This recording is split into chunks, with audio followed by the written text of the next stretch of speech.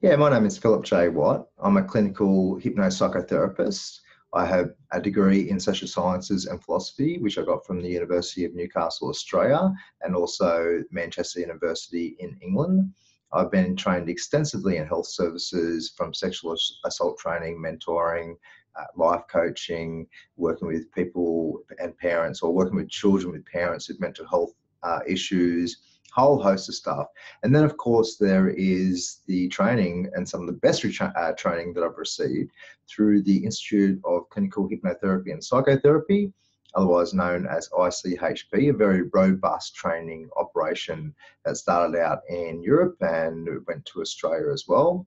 I'm also registered with the Australian Hypnotherapist Association, or the AHA, and I have my Working with Children check as well. So how I got into hypnotherapy was a natural evolution.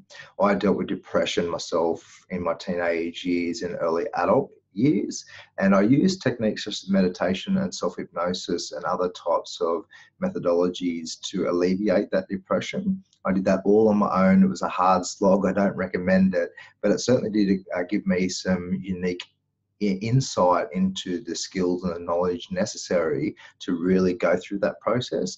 And so translating that into my professional career was always going to happen, regardless if I sort of knew it at the time or not, because using self-hypnosis and meditation is very much related to the work that I do in my clinic. And so after spending many, many years working with all types of children, adults, and entire family units for a whole host of issues, I knew I had to train in hypnotherapy and take that next stage of professional development, not only because of the clinical research, which is super clear in terms of the efficacy, the potency of using hypnotherapy and the gold standard of psychology, which is cognitive behavioral therapy, or CBT, using them together is very, very effective on so many levels, in so many ways. There are many, many studies, hundreds if not thousands of in hypnotherapy, meditation, and other focus-based states, which really show the power of using that as a therapeutic and developmental intervention. And so not only the clinical research, but because I went through it personally, I know how effective it was. Sitting down and talking about our feelings and our experiences can be very helpful. However, it doesn't get into the body-brain system and make the changes required there. Yeah, so the body-brain system is simply the neurology that runs through our body. We have, everybody knows about the cerebral brain, which has 100 billion neurons or nerve cells. We also have a gut brain, or a little brain, or second brain, the scientists call it, which is has about 100 million neurons or nerve cells. So it's about 1% the processing capacity of up here. But in our gut brain is where a lot of our neurotransmitters and chemicals such as serotonin and dopamine are created. And people literally have gut feelings or gut instinct because it is a tiny brain that is processing information from its environmental stimuli, as does the heart. The heart's much smaller in its neural capacity, only 40,000. However, its electromagnetic field is 5,000 times stronger than this brain up here. It plays a big role in the interaction in our environment. But essentially, let me explain it like this. A lot of people have New Year's resolutions, and they decide with their conscious mind that they want to achieve certain goals, and that's all good and well. However, the entire body-brain system, or the subconscious and unconscious, is designed in the old way. The old habits, the old patterns, the whole old behaviors, memories, traumas, experiences, etc. And so over time, if that person has enough discipline and willpower, they will change their body neurology by repetition and being consistent and disciplined. However, that takes much, much longer. You can hack the system. That's what meditation and self-hypnosis does, as does hypnotherapy. So basically, you're hacking the system and embedding the new instructions, the new suggestions, which align to the conscious objectives, desires, and goals of the client. And then what you're doing is building coherence between the conscious mind and the subconscious mind. So when clients come to see me, they say, I've decided this consciously, I want to end my anxiety, but I still feel anxiety. So I say, okay, follow my instruction, relax. My instruction is going to be based on your goals, which is to alleviate your anxiety and to feel happy, healthy, and full of love and peace and contentment, etc.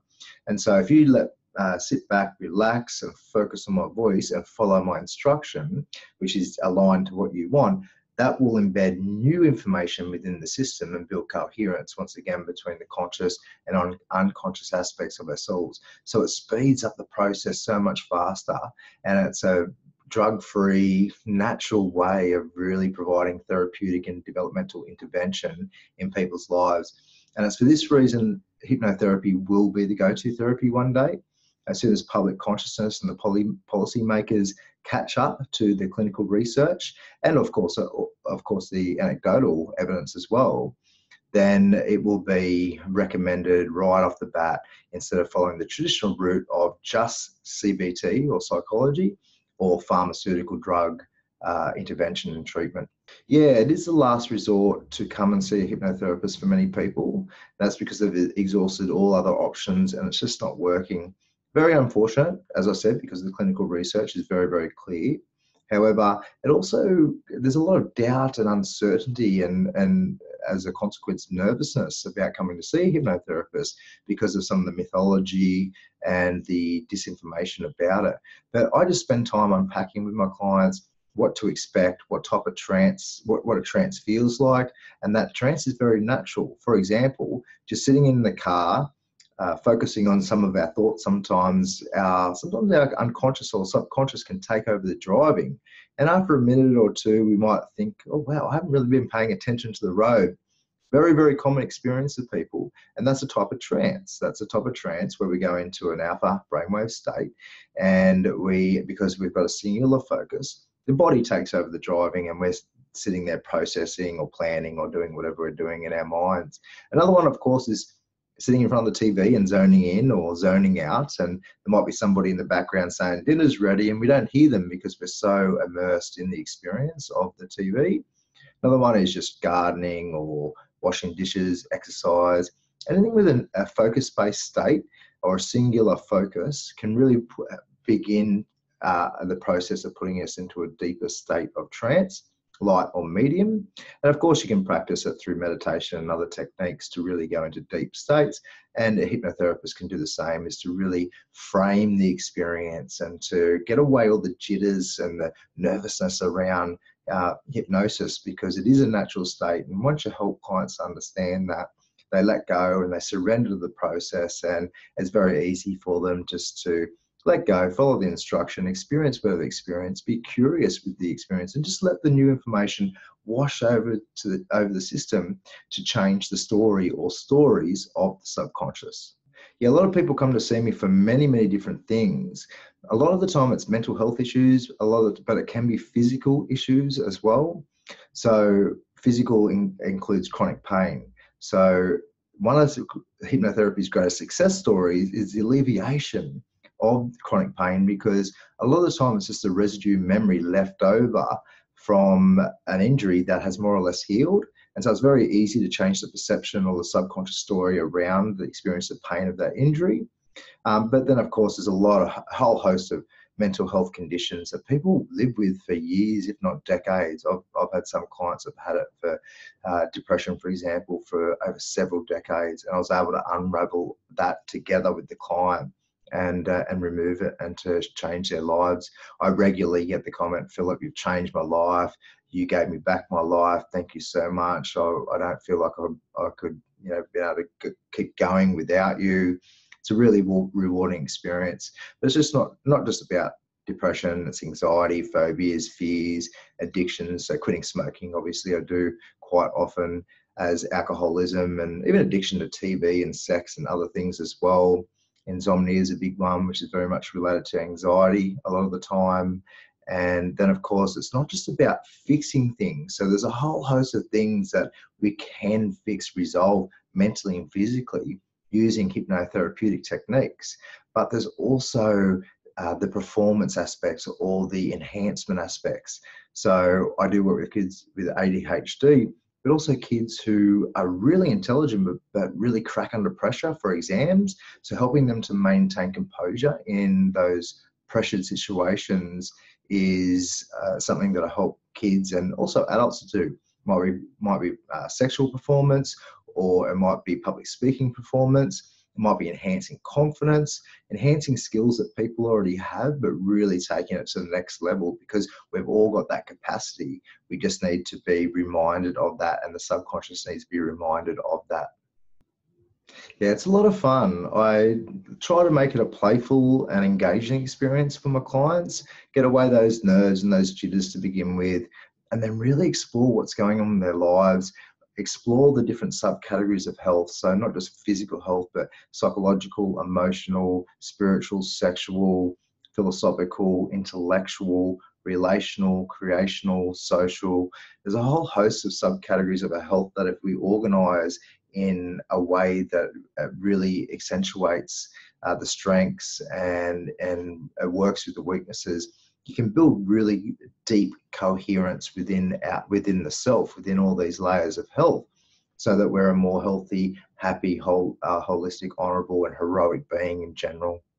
Yeah, as people are taking their health and their well-being more seriously over the recent decades, particularly around physical and mental health, but as we get further through that process and get deep into this, our sense of self and our connection to self, people are going to need to use hypnotherapeutic techniques, so what I call self-administered hypnospsychotherapy techniques, or by seeing an actual practitioner such as myself to facilitate that process.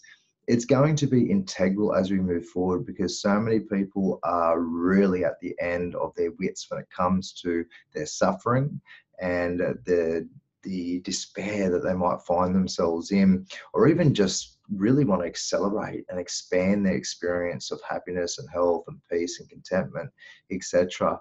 Hypnotherapy is going to play an integral role. So it will be a go-to therapy one day, if not the go-to therapy. Policy and medical community will catch up eventually. It's just taking a little bit of time, as it always does. I know there's a lot of myths and some fears around hypnotherapy and whatnot, but it really is a natural, beautiful process that's going to play an amazingly powerful role as we move forward to really bring about happy and healthy states of mind and body and being and spirit for so many people in a natural drug-free way. Yeah, so if you'd like to come see me at my clinic, it's at 9 Park Avenue, Coffs Harbour. My number is 0266592131. I also provide online services. I work with people in the US and the UK and elsewhere, which is just as effective online. It's definitely a different dynamic, but it is as effective and a really cool experience. So if you're interested in that, you can go to my website, healbyhypnosis.com, and contact me through the contact page. Most people come to see me for a minimum 3 sessions. Sometimes I've worked with people up to 7, 8 times, to when there's some really deeply ingrained stuff that needs to be unraveled and lots of deep transformations to occur. Sometimes just 1 or 2 for quitting smoking or for some sort of performance type stuff. But generally 3 or 4 sessions is really, really good. And also, if you go to my website, you'll see a whole host of testimonials and information about my background and training and other stuff relevant to my service. Yeah, thank you. I'm really excited to be involved in such a cutting edge therapeutic intervention.